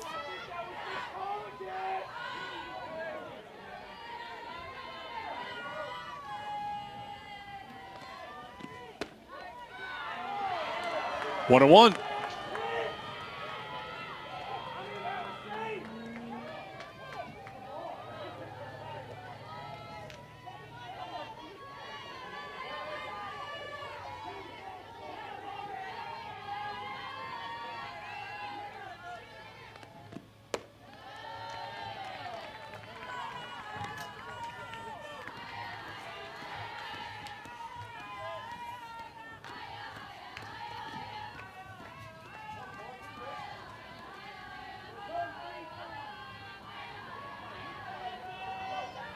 Sykes at third with 2 down here in the fifth. This is one of those at-bats, Eric, if you wonder if they're trying to pitch carefully to Lacey Fincher, knowing that she has so much power up at the plate in that double off of the wall back in the fourth inning. Loza really not coming too close to the strike zone here, and here you've got yourself in a good hitter's count. I wouldn't be bringing anything over the heart of the zone. And it looks like they are going to put Fincher on base, and that puts all the pressure on Sarah Mosley coming up next. Well, something we talked about before was Fincher being patient and taking walks. She was walked 4 times in the Alabama series. You saw a moment there where, with the count 3-1, she looked over to the dugout, and it could have been the hitting coach, Tony Baldwin, saying, a walk's fine here, because what happens now is the tying run comes to the plate here in the 5th inning.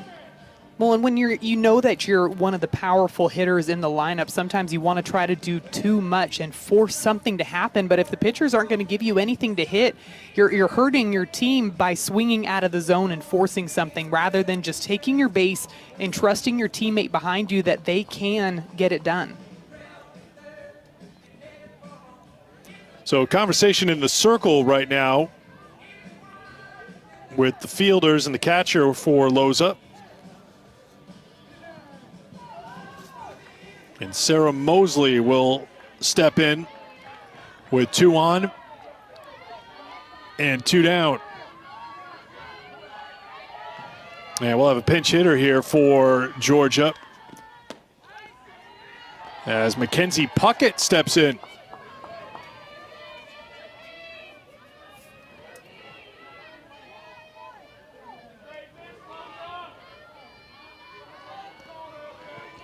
A big spot here for Puckett.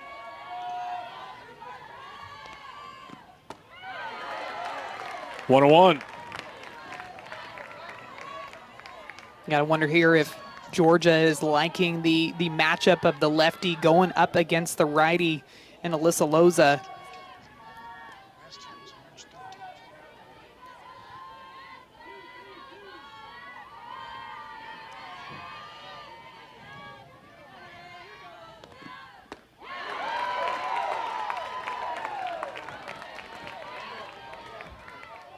One and 2 to Puckett. Way out in front of that changeup. You can see the self-talk that Alyssa Loza has given herself out there in the circle, knowing that this is a really big scoring opportunity for Georgia here in the top of the 5th inning.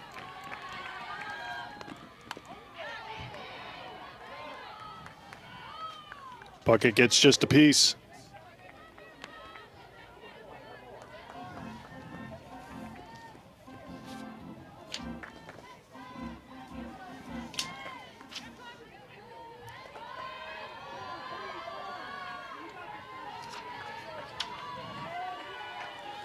Another 1-2 from Loza.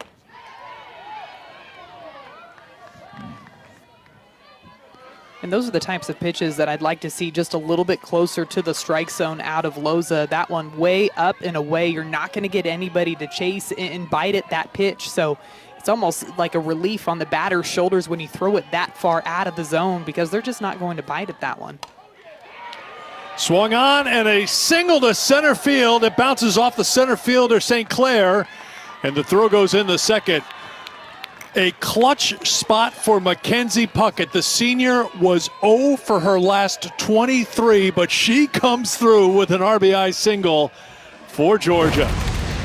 Well, and that pitch before, way out of the zone, sets it up for Puckett here, knowing that Loza's going to try to bring the ball back into the strike zone, and she just clobbers this one straight back up the middle and hits it so hard that it skips off of the glove of Briley St. Clair out there in center field, who's been put out there as a defensive specialist. And because that ball skips away, it allows Lacey Fincher to advance all the way to third base on top of scoring the run.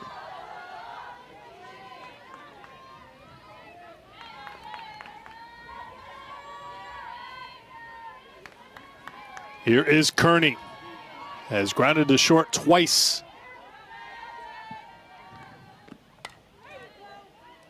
1-1.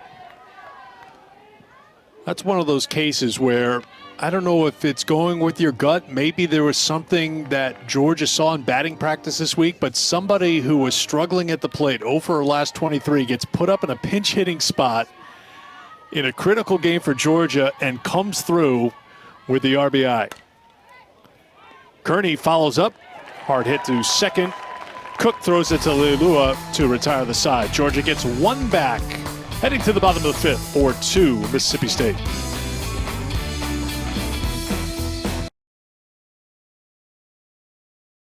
Oklahoma City, the important stop on the road for Women's College World Series is Sunday, May 16th. A week from this Sunday, 9 o'clock ESPN2.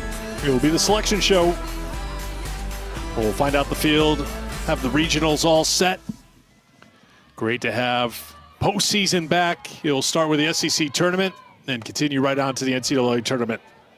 Swinging at the first pitch and a fly ball to left field.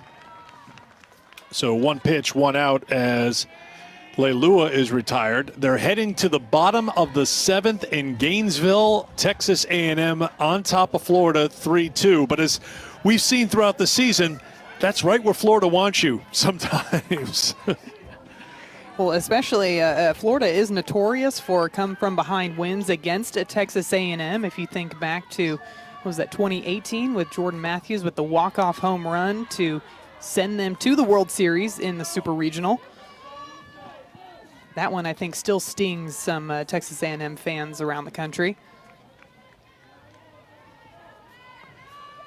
Here's Briley St. Clair, who went in defensively into the outfield, sends a slow roller back through the middle for a base hit. One out single for St. Clair. A nice job by Briley St. Clair, noticing that the infield was playing her really far in. They were definitely squeezing up the middle, and she stood in there, hit away, and just poked it right back up the middle to get a runner on board with one away. I'll bring up Mia Davidson, cleanup hitter, who popped to second in the second and walked and scored in the fourth. 2 runs in the third, 2 runs in the fourth, and swinging at the first pitch and popping into the foul ground to Sykes, 2 down. Really nice job by Allie Cutting coming out there in the circle and being aggressive in the strike zone, getting Mississippi State to swing early here. 2 big outs, one from Falealua and Mia Davidson. Nice easy pop-ups for her defense.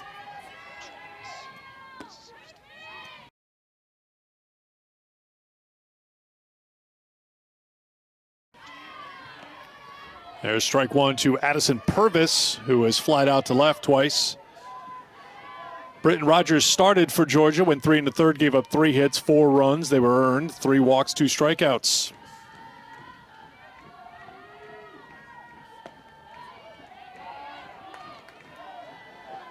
One and one.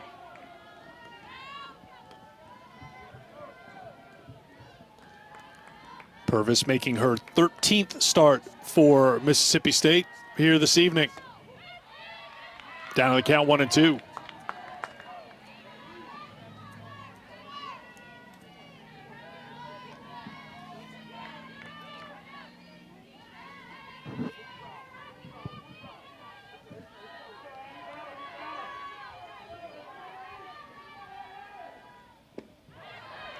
Swing and a miss and a strikeout for Cutting, and that will retire the side.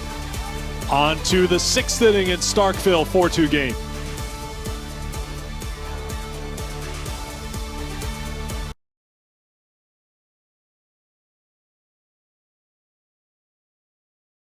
Mississippi State in Starkville, so if you're tuning in to see baseball, LSU at Auburn, that will start over on the SEC alternate channel.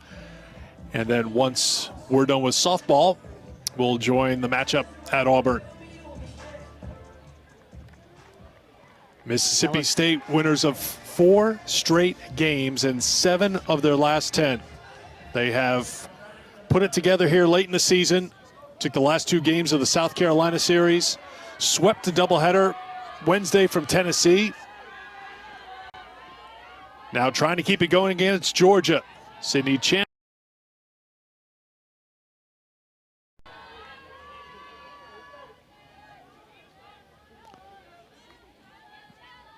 Chamblee reached on an error in the first, singled in a run in the 4th.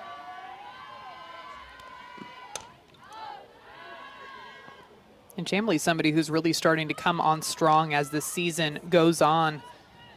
She had really good at-bats against Alabama and specifically against Montana Fouts, something that's not easy to do with as hard as Montana Fouts throws the ball and how much movement and spin she has on her ball, but she was able to hit line drives out into left field.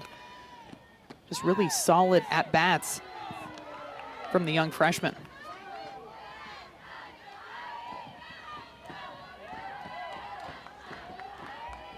Kearney, Chamblee, Armistead, Bordeaux, 4 freshmen in a row in the lineup for Georgia.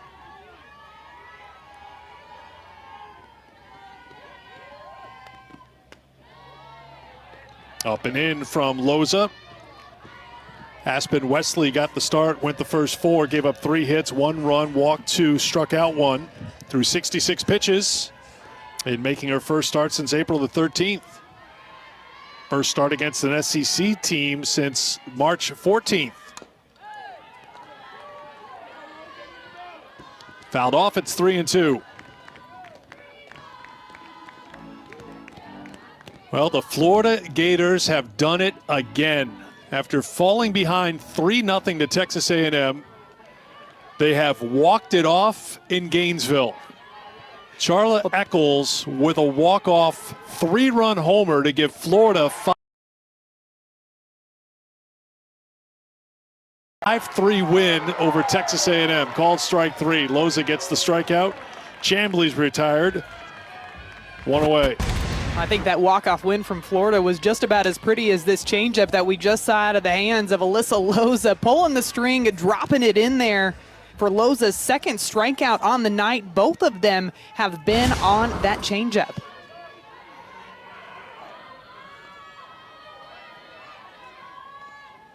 Here is Armistead.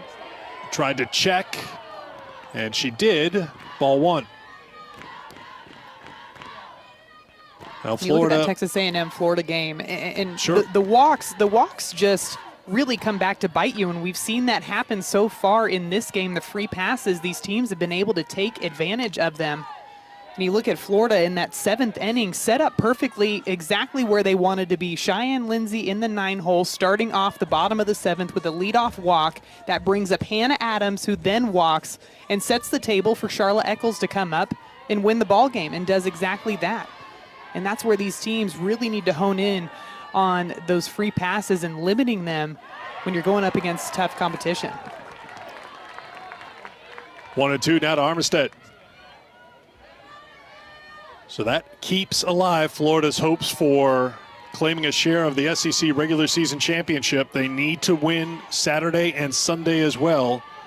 But after falling behind 3-0 and trailing 3-2 in the 7th inning, they walk it off in Gainesville. This is a week after Hannah Adams had the memorable home run at Missouri in the 7th inning to pull out a victory for Florida.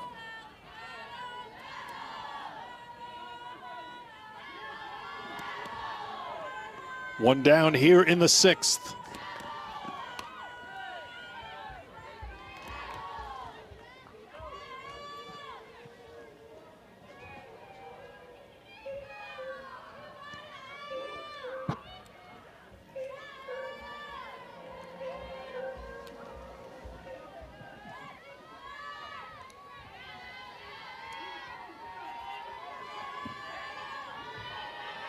Another 1-2 to the freshman shortstop for Georgia. Couldn't hold up. It gets away from the catcher and stepping out and making the throw on the first to retire Armistead 2 down. This is a great play by Mia Davidson back there behind the plate. Alyssa Loza coming in with that changeup yet again, and Davidson tries to pick it and ends up shooting it out towards the pitcher's circle, but she pops up immediately, hustles out there, and is still able to get Armistead out for out number 2. Tell you what, there have been some good hustle plays by the Davidson sisters here today. Mia with that play there. She also had the fouled off bunt that she went behind the plate to get, and her sister laid down a bunt in the 3rd inning. Montana running hard with a dive into first base. She was safe, and she would come around to score the 2nd run for the Bulldogs.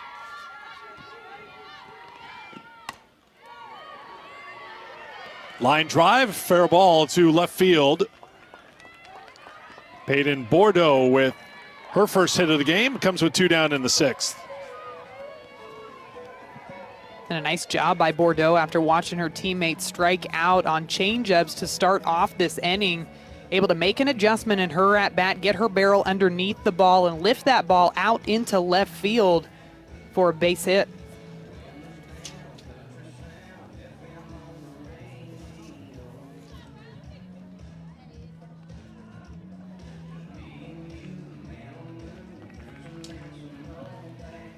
Looks like we'll have a pinch hitter here for Georgia as Jaden Fields will hit for CJ Landrum.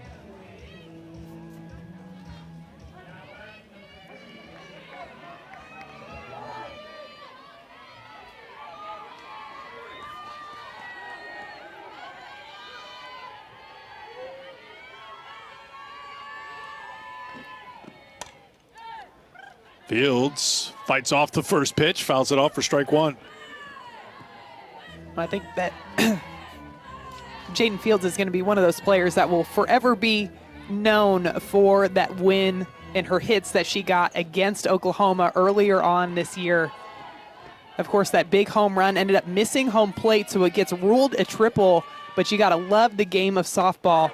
She comes up later in that game with a chance to win the ball game, and she was able to come through with the base hit through the left side to walk off Oklahoma and ultimately give them their first win, their first loss of the season. Fields at 284, 5 homers, 20 runs batted in.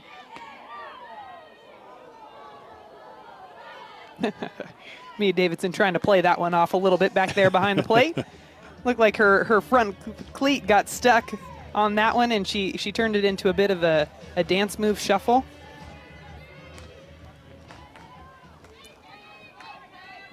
Maybe getting it from her friends in the dugout.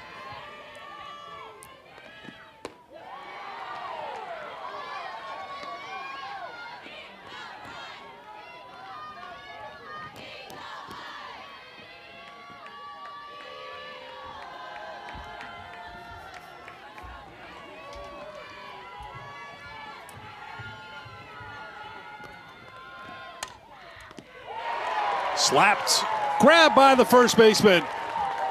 Leilua firing up the team, coming through with the defense.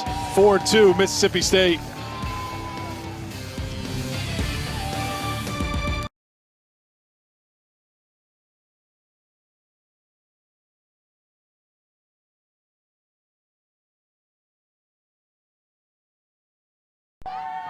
going into Saturday.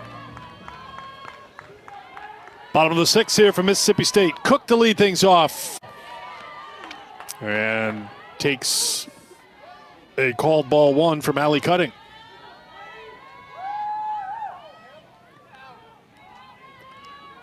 Cook singled in the second, walked and scored in the fourth. There's a strike. It's 1-1. One thing that you're going to notice out of Allie Cutting is how quickly she works out there in the circle. She's got a very fast pace. She does not take a lot of time in between pitches.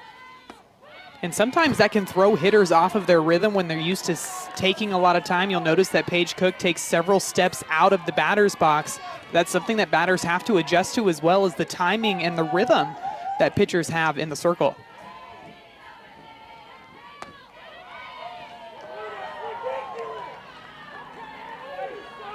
Right there, Allie Cutting firing in that drop ball, getting Paige Cook looking, wasting no time again, using that rhythm to her advantage. Paige Cook didn't take the bat off of her shoulder, and that's the first out in this inning. Second strikeout for Cutting, who's throwing strikes now. She only threw 9 pitches in the fourth, 8 pitches in the fifth, and gets ready to face Kennedy, who swings at the first pitch. 2 down. And you know, when you've got that rhythm going, you go ahead and just make plays yourself as well. Big smile on her face. Kennedy getting the top half of that ball because of that late break on the drop ball out of the hands of Cutting. Hits it straight into the ground, and a nice easy ground out back to the pitcher. I don't even know if Jackie McKenna had much time to get ready in the on-deck circle. It's happening quickly here.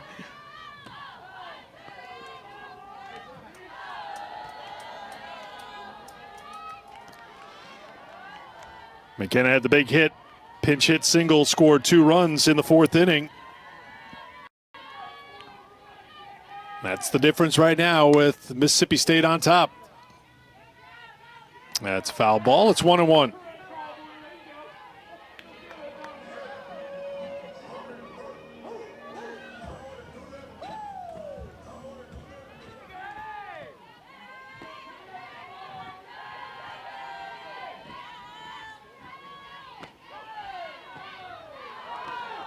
Called a strike. That won't be very popular. It's 1-2. You can definitely hear the reaction from the fans in the stands that they are not happy with that call. And it looks like Coach Tyler Bratton's having a conversation to Jackie McKenna. I don't know if that's so much to let the umpire know that he is not a fan of that call, or to fire up Jackie McKenna, or maybe a little bit of both. You never know. I think Jackie's going to have ringing in her ears for a couple of hours after. The fans really loved whatever he just had to say down there on the field. And in his defense, that's a pitch that has not been called consistently all game long, and that one was definitely way low and inside. McKenna past the shortstop Armistead.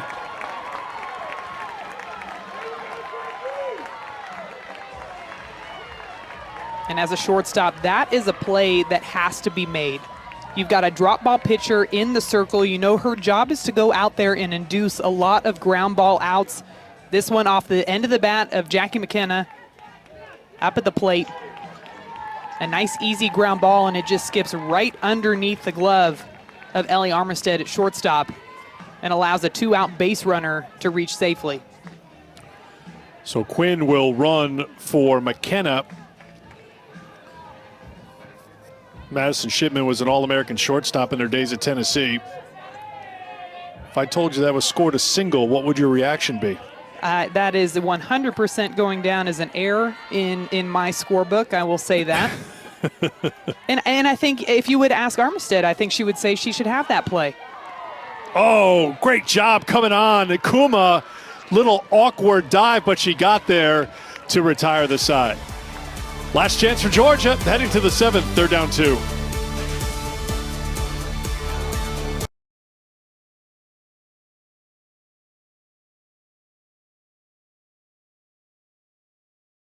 strong play going here late in the season, trying to stretch their winning streak to 5 games. Ball 1 to start things off here in the top of the 7th. Top of the order for Georgia, Savannah Sykes leading off.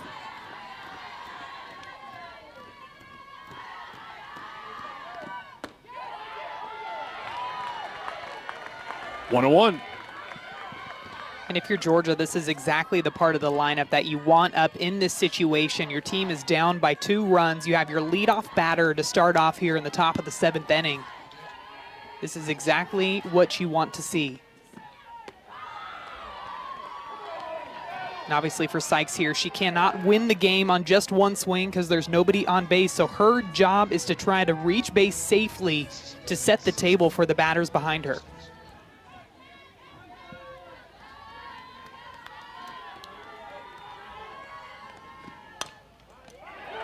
Back to the pitcher, Loza. 1 away. A solid job by Alyssa Loza keeping that ball on the outside half of the plate. We mentioned earlier she works best when she is working those pitches with high velocity down in the zone. And because she was able to nail that location, Savannah Sykes gets that one right off the end of the bat. And a nice easy ground ball right back to Loza for the first out of the inning. Sydney Kuma, 0 for 3.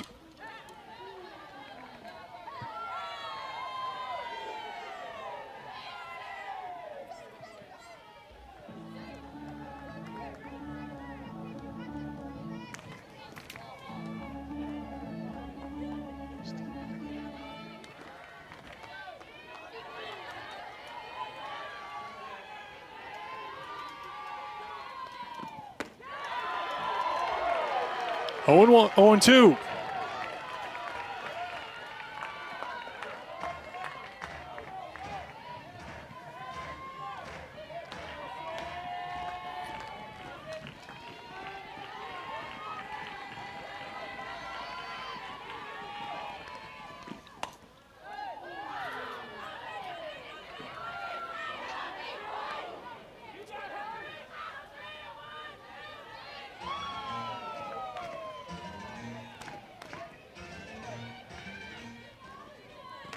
Aspen Wesley got the start, gave up just 1 run.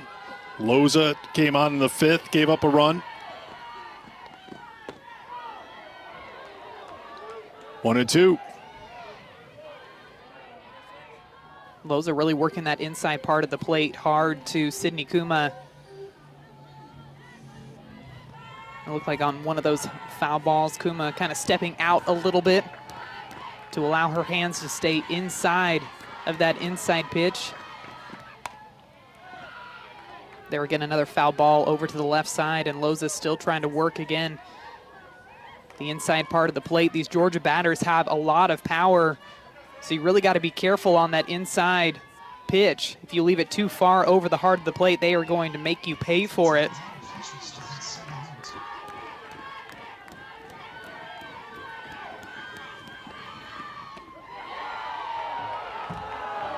Two and 2.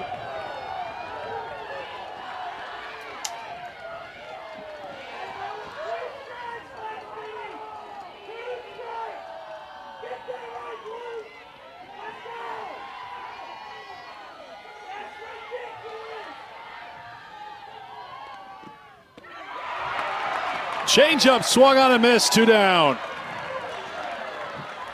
And Alyssa Loza is fired up after that one. Again, pulling the string on this changeup. That is something that she's been able to do on every single one of her strikeouts that she has gotten today. Look at the late break that pitch has it. So not only is she dropping speeds down into the mid-60s, but it's also diving down into the zone, and Georgia just not able to make these adjustments. You can see how far in front on that pitch Sydney Kuma was. And Alyssa Loza is feeling it out there in the circle.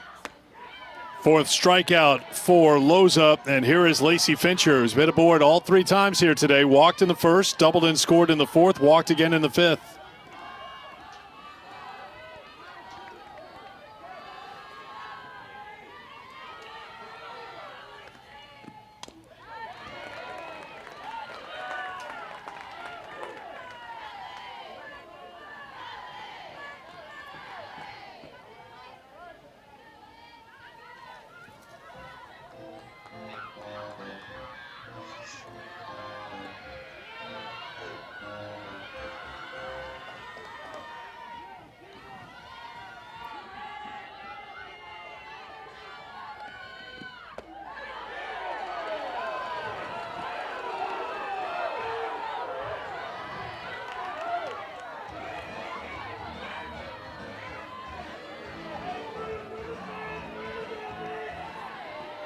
2-1 the count to Fincher.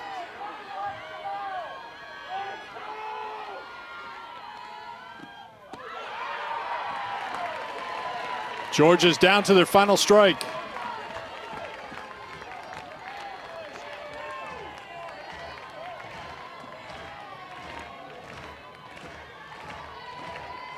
Alyssa Loza brings the 2-2. That does it. Mississippi State has won 5 in a row. They take game 1 of this series with Georgia. Mississippi State just continuing that momentum from their doubleheader sweep against Tennessee this week, carrying it into this weekend to take game 1 of this series. Back-to-back strikeouts to close things out for Loza. She ends up striking out 5. Mississippi State keeps rolling 4-2 the final on the baseball, LSU and Auburn.